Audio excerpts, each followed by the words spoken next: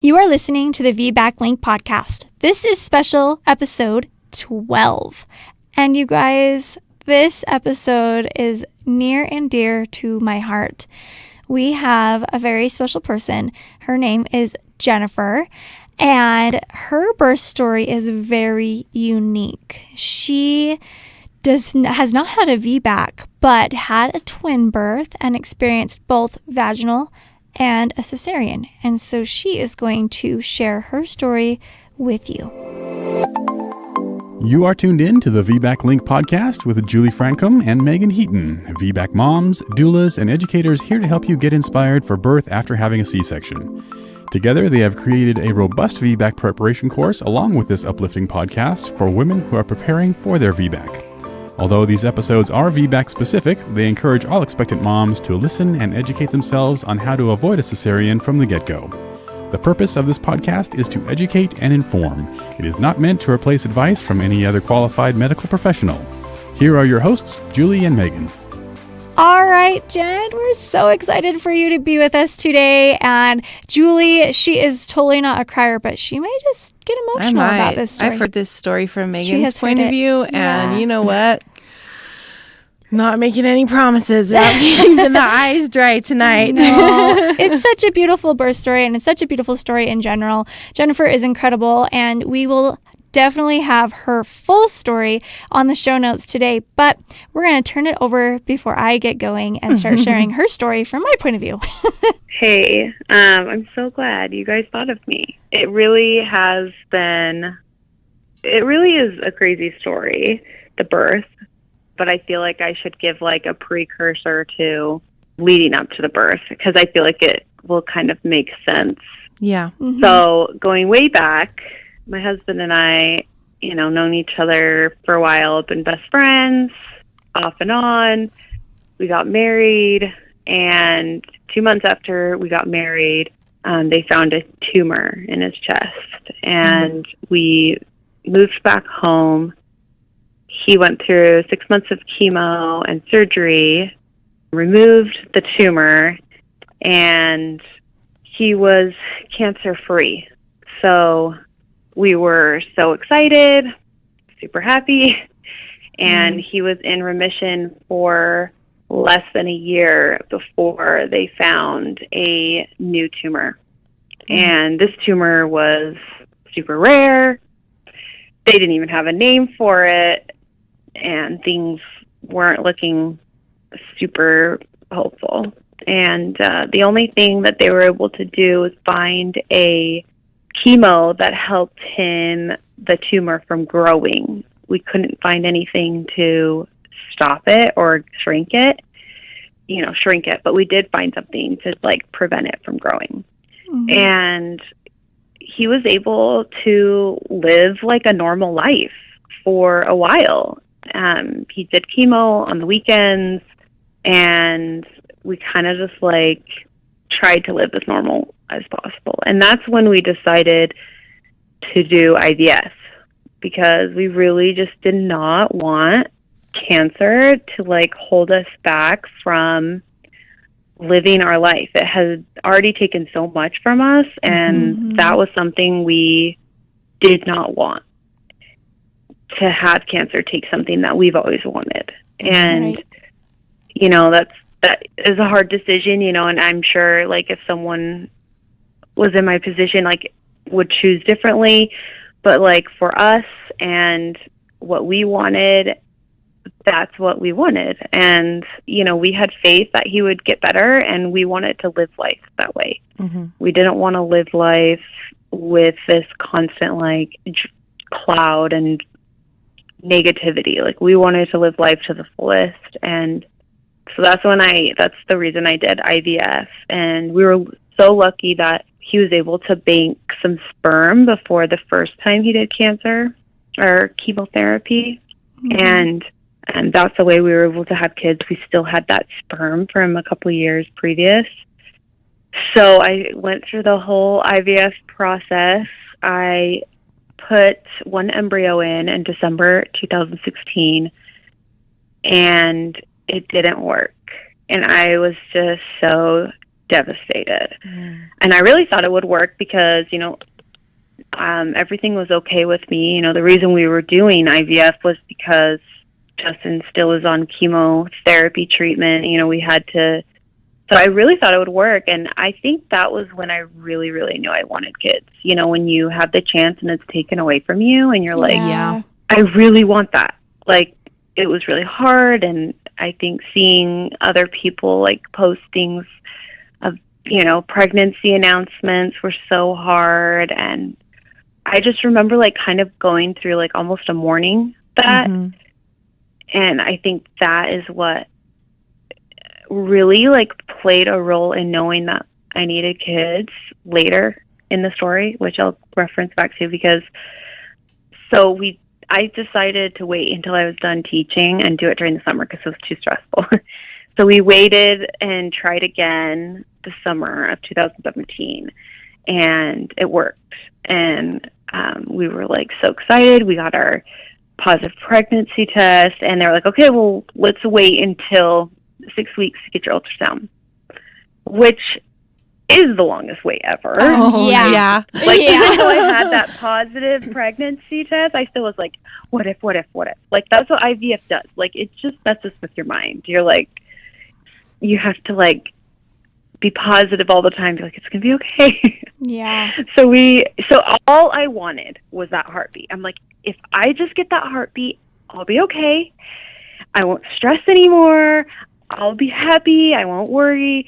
Because you have so much riding on that pregnancy when you do IVF. Like, you've already done surgery, all these shots and hormones. You're just like, please let this work because I've been through a lot to get here. Yeah. And so all I was like, I just need to hear that heartbeat and then I'll be okay. So we go into the ultrasound and the lady's like, oh, how many did you put in? And I'm like, why is she asking me that? And because I know we put one embryo in. Like, that's the nice thing about IVF is, like, you really get to choose. And I chose one because I was like, there's no way I can handle two. So I'm going to choose and your one. Family, I'm in control. Family wanted you to do two, right? Yeah, my dad was like, we'll move out there. We'll help you. Just put two in. I was like, no are you crazy? Like, no. It was so funny. And, yeah, so the lady's like, the ultrasound tech's like, oh, I'm pretty sure I see 2 sacs. And so then we had to do, because that was just on my tummy ultrasound. She's like, well, let me double check. So we did the vaginal ultrasound, and sure enough, there were 2 little heartbeats. Aww. And I was in complete shock. Justin was through the roof, so excited. I was freaking out. And it's so funny because I feel like the first thought I had was like, oh my gosh, that's it. I'm going to have a C-section. Like, that was like one of my first thoughts. Like, that's all I heard about was twins, you know? Yeah. And that was like a worry. And I was just in shock. And it was him who really helped me, like, get excited about it. And then once we started telling our family, it kind of like made it like, okay, like, I can do this. It's going to be okay. And it was crazy because IVF, you still have to do your shots until like till 12 weeks, until you're like 12, up to 12, 14 weeks of pregnancy. That's like the normal. So my husband was like going to work, going to school, 1 class at night, and then chemo.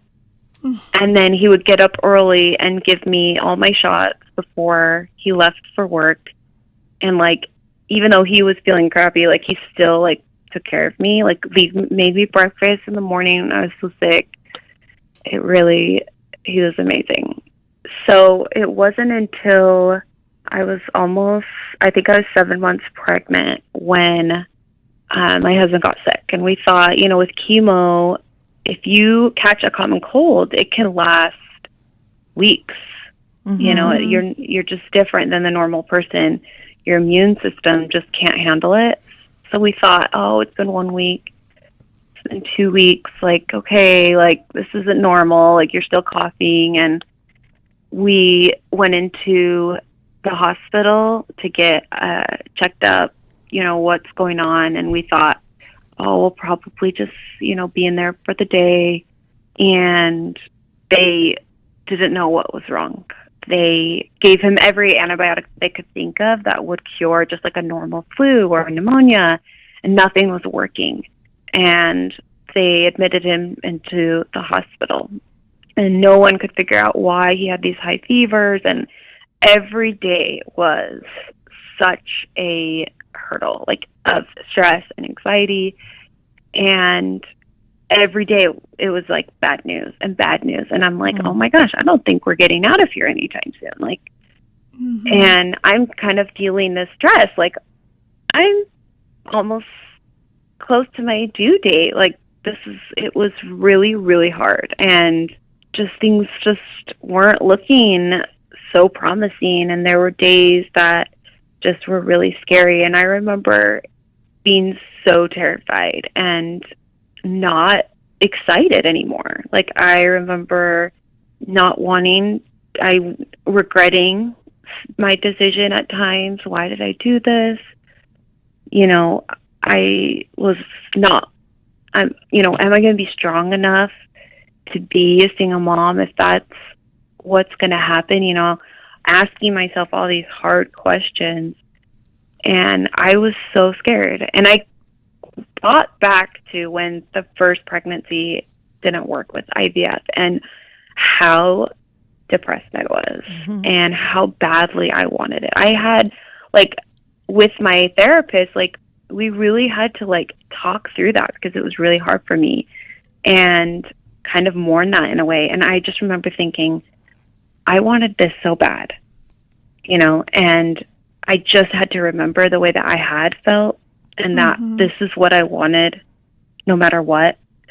So I feel like, maybe that experience was to help me during this time and just to, like, be more excited and positive. And after he had been in there for months, and I think, Megan, you came a couple weeks before he was released, it got to the point that, this was serious, and I don't know if he was going to be there at my birth. And I had a friend, and it's so weird because I'm a planner, and I had not really thought about my birth at all. I just kind of was going to go in to think, like, well, the nurses know what they're doing, so I'll be fine, right? No. Now that I know, I'm like so glad that my friend suggested, you should look into getting a doula. I had never heard that word before, and they kind of explained it. And that's when you came, and oh my gosh, I'm so glad that I did that, and so you came to the hospital for that visit. Yeah. And I'm sure it was just, like, crazy. I can only imagine what you were thinking. Well, so I talked to your mom, like, I think it was like the night before maybe, and she kind of explained the situation, and I was like, yeah, like, okay, all right. And like, we set up a meeting, and then, like, I remember pulling up to the Huntsman Cancer Institute and parking, and then I walked down this, like, really long hall, and my heart just started, like, beating. And like my palms started sweating, and then I got to Justin's door, and I was like, okay, it's gonna be okay. Like, it's gonna be okay. And like, then I walked in and met your family, and I just immediately fell in love with all of you. Yeah, it was a little daunting though, a little bit walking down that hall, Yeah. Like, am I really walking into someone's hospital room to help them? Like, I just can't. Yeah. It was, it was a different experience, but one that I'll never forget and I'll cherish forever. But yeah. It really, now that it's just like, now that I have time to, like, think back and process things, I can only imagine the situation. But I'm just so glad we did that, because birth was the last thing on my mind. And these babies, everything was Justin. Like, my heart, my mind, my emotions, my energy was him. And I just didn't have time to think about what was going to come. So having you was like the biggest blessing because it helped, prepare for that. And I just remember, everything, like he was in the hospital for a month, and everything was geared toward, let's get him there. Let's get him there. And every morning we'd be like, okay, let's walk from the couch to the closet door and back. And he'd get up and he'd walk there and back and be like, okay, you're going to try to eat 1,000 calories today. And this is how our day was every day leading up to the birth. It was like, let's get you there. And what can we do to get you there? Like, how can we get your strength up? Yeah. And that was like what we were doing. And it was not how I imagined my birth to be, because he's such a support for me. Like, he knows exactly what to do, what to say to help me get through hard situations. So knowing that, like, he wouldn't be there was so hard. The task of, like, how am I going to do this without him? And it just, it's just really hard to accept the reality of it, and it's just not what I pictured it would be. But I'm so glad that, he was there for some parts of it. Yeah. So finally, I remember I was texting you a lot, but I ended up getting preeclampsia a week before my due date. So I was 37 and a half weeks, and it was miserable. Seriously. I still have never seen swollen. Anyone be so swollen. I have never. Your swollen wasn't even swollen. Like, there's a whole different word. Like, seriously, you poor thing. Like, you had to have been, I had to, and like, it was waddle overnight. to the bathroom. Like, you were good, and then it was like bam, bam. Like, and this is the thing about preeclampsia, it comes on so fast. Yep, I literally went to the doctor on Friday. Yeah, I was with you. Blood pressure was great. Yeah. Yes, we were there. You were, and you were a little swollen, but your blood pressure was great. Everything was good. Everything was fine, and literally in 24 hours. Yeah. Oh. I barely made it to Monday before they admitted me into the hospital. So I feel like, so my mom and I went to the hospital, and I remember my mother-in-law texted me and just saying how my husband said to her, like, I wish I was just getting my jeans on, getting in the car and driving over with her. Like, it was just as hard for him not to be there as it was for me to not have him there. Yeah. And I can only imagine, what he was going through, not being able to be there for his wife. It probably was really hard. Yeah.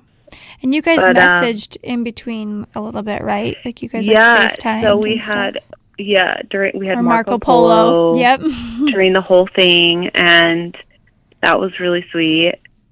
I remember that morning checking in and being like, I swear, if they send me home, I will lose it. Like, get these babies out of me. I was so miserable. Between, like, not being able to sleep at night and the swelling, I'm like, they better induce me or something. I think the reason I wanted, both the twins' heads were down. And everything looks good. And I remember, asking for an ultrasound before I even made the decision to be induced. And I'm like, I don't want to start this process if one of them is transverse and I can't,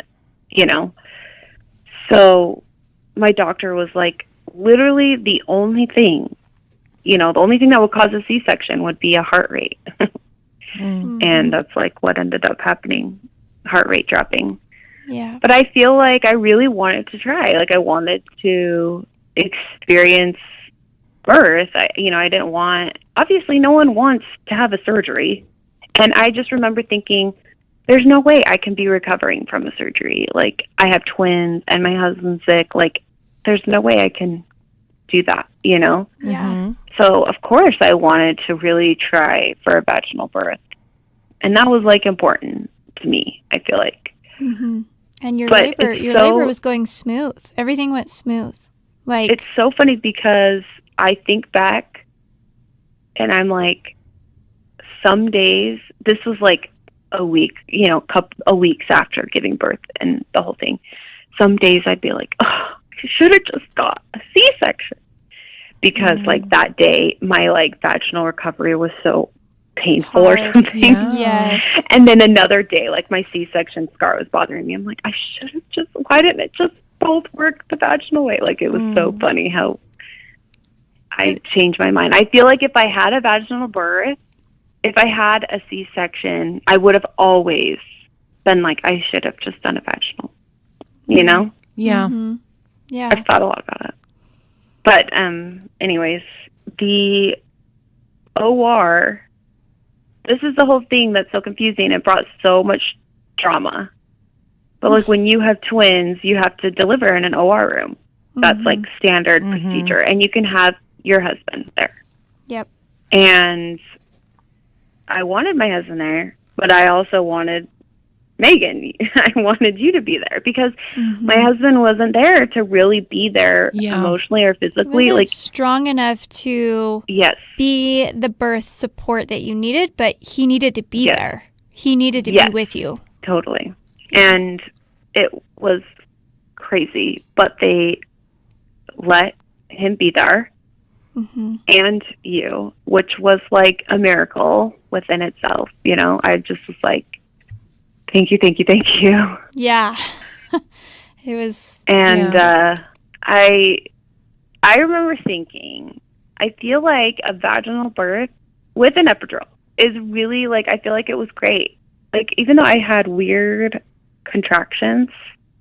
You did have weird contractions. Really weird. Like, I remember my doctor saying, like, I've never seen that before. Like, I had a long waiting period in between the pushes. I don't know the terminology. But I just remember waiting a lot. It was a big, between long each break. push. Yeah. And then the contractions were actually kind of long. Yes. Like, abnormally long. So, like, your body was taking big rests and then, like, sprinting up this big, long hill and then taking a big rest. It was very interesting. Yes. Yeah. But I feel like a vaginal birth was not as, like, hard as I thought it would be in the way that, like, I always saw in movies and stuff. But I can see how it could be a beautiful moment and, like, you know, with an epidural, like, you know, something that's not so traumatic. Because I feel like everything about my birth is very traumatic. But I could see how it could be amazing and not so difficult like mine was. Yeah. I wonder if my contractions were like that because of the twins. Who knows? But I know. But so Everett, baby A, comes out. I don't get to hold him, but Justin gets to hold him. So Justin's holding him in the wheelchair next to me. And I'm just kind of looking over, and all I'm thinking about, you know, from day one I found out I had twins was, is baby B going to make it? Is baby B going to make it vaginal? Is baby, you know, that just like through my mind. Like, please, please, please, like, what's going on? And I don't know how long it was before my doctor was like, I'm sorry, Jen. And I knew exactly what he meant. And I remember turning over to you, Megan, and just being like, no, I can't remember what I said, but I just obviously was really upset. Yes. And and there was a lot on top of, like, being told. So what happened was he broke the baby's water, and the baby's heart rate, for some reason, just tanked. It went down, and it wouldn't go back up. And he tried. He really did. He stimulated the baby's head. He was trying to turn the baby a little bit to try and get the baby's heart rate to go back up, and it just wasn't. And he wasn't willing to continue to risk it. And that's when he said, I'm sorry, Jen. Like, I know this isn't how you wanted it. And then it kind of just turned a little crazy, getting Justin. Crazy. You have to tell this story because I was out of it. Well, yeah. I mean, it was just crazy because Justin was on the other side. Justin was on the side of the OR table. So Justin was on the side that we needed you to get on. And in his condition, he just wasn't able to pop up and run around, Yeah. And so, like, I went over and the anesthesiologist went over and we helped him get over onto the other side and helped him he was holding the baby, and we took the baby back in to like the little nursery area, like on the other side of the OR, where also your mom was as well. Yeah. And so then I kind of got locked in there for a second too, because everything was kind of just crazy. Nurses were throwing things around and moving Jen and trying to get her over there. And, they wanted to get this baby out fast. Yeah. And then finally I saw a clear path to you. And so I zipped back in and just sat and held your hand. And yeah, I mean, you were going through a lot. What do you remember? So I feel like this is the part of the story that I always tell when I'm telling someone about a doula and how much it's worth it to have a doula is for this moment. I always talk about this part because so much was going on. And I remember, did you help me get the nurses were telling you to get out of the room, and it was the anesthesiologist that actually said, he kept no. me right there. Yep, he kept me right there. She can stay. And I feel like you helped get my body onto the him and table. The anesthesiologist and we were helping kind of move you, and then we actually helped you get back into the bed after the birth. It's just him and I. It was him and I for a lot of it. Yeah, and enough. Yeah. I remember because the nurses were just crazy all over the place, and I started to throw up. And you were there. You had a bag or something helping me, and then you literally narrated everything. Okay, Jen, they're cutting you open right now. Like step by step. Because I'm panicking.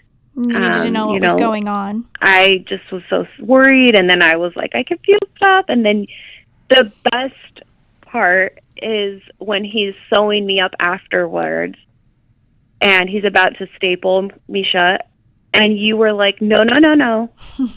She doesn't, no staples. She doesn't want that.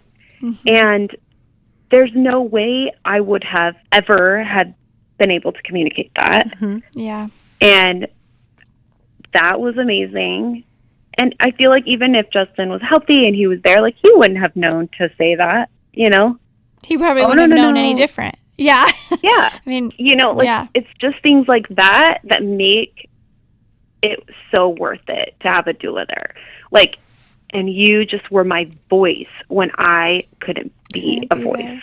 There. Yeah. And I'm so grateful because now I don't have those train tracks, but but little things like that helped so much. And my mom talks about when they pulled Marshall out and he was all blue. Yeah. And he was in the NICU for 5 hours. Yep. I think it wasn't long. Yeah, he was out later that night. Yeah. Yeah. But it was very traumatic.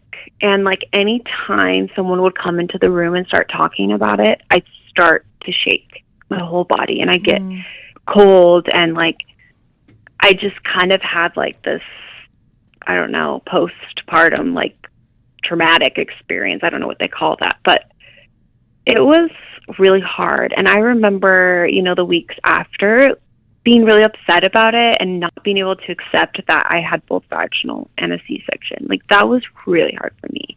And I remember getting on a twin group and saying, I'm struggling with this, and has anyone else? And there were some people that were able to, message me, and I was able to talk about it because it was really hard because I was so frustrated that I was dealing with both recoveries. Yeah. I couldn't walk or do anything. And then on the other hand, here I'm one day I'm I was spraying myself, whatever you do after, thinking, this is so frustrating. If I just would have had a C-section, I wouldn't be dealing with this right now. I wouldn't be, every day it changed. Where one day I would be feeling the C-section and the next day the vaginal. And it took me a long time to come to terms with how my birth ended up. Yeah. And that's okay. I think, we talk about it a lot just with cesarean in general, and most cesareans are unexpected, like completely off the radar and not expected. And 99%. Yeah. And are unplanned or unexpected. And so it's really hard. And so when you're like, okay, baby A came out vaginally, and then everything just switched so fast, and it was just a lot. It was very heavy. There was a lot going on, and you could feel a lot. And because you didn't have a spinal, you had an epidural. And so it wasn't as heavy as most women would have having a C-section. And so the anesthesiologist, kept saying, she's feeling this. And so he kept giving you more, which kind of made it harder too for you to kind of stay kind of lucid. Is that the right word with us? But yeah. And then after, just like, it's hard. And I think it's normal for you to have had that time to process and really kind of grasp your mind about what happened that day. Yeah, it was hard, but man, you have two cute little boys. They're so cute. They're so cute. I actually had a friend message me, and she also had a C-section, and she thought, because she had a C-section, that her baby would be different or not develop the same. And I remember replying to her and being like, well, I am a great source for you. Yes. I have both, and I can compare both. And actually, my C-section baby develops faster than my vaginal one. So I don't think there really is a difference. They all end up eating goldfish off the floor from the van at some point or another anyway. I know it. I know. No, yeah. And you're just such an inspiration to so many. And so now that you've had a little bit more time to kind of process your birth, you kind of talked about like going back and forth. How are you feeling now about your birth? Are you still kind of processing it? Are you still going through it, the motions, or how do you feel about it? I feel like now that I'm not feeling the physical pain of it all the time, like I was that first month, 2-3 months after, it has been a lot easier. And I think, it's so hard not being able to physically do the things that you want to do and feeling like limited by that. And I think that was the hardest part too after my C-section was, this is taking so long. I can't hold my own baby. This is awful. And once I got past that, it got so much better. And now I don't even think about it. And my doctor actually said, interesting enough, that because the first baby came vaginally, that I have a very, very high chance of having another vaginal birth in the future. And I remember he's like, yeah, once you've had a vaginal, your chances go up. And I remember feeling reassured by that when he told me that. That was a couple weeks after they were born. But yeah, I think it's a lot better now. I think time just heals that. Mm-hmm. Yeah. And you just sharing your story and everything, it's so hard because so many women they don't experience it at the same time, but they experience the same type of births, just in different situations. And so hearing your point of view too, I think is just going to inspire so many women and also validate them to be like, okay, I had that feeling too. Well, I should have just scheduled the C-section, or going the C-section route and being like, oh, I wish that I would have just done the vaginal. So I think you're just going to help validate so many women and their thoughts, and know that all of these thoughts are normal and it's okay.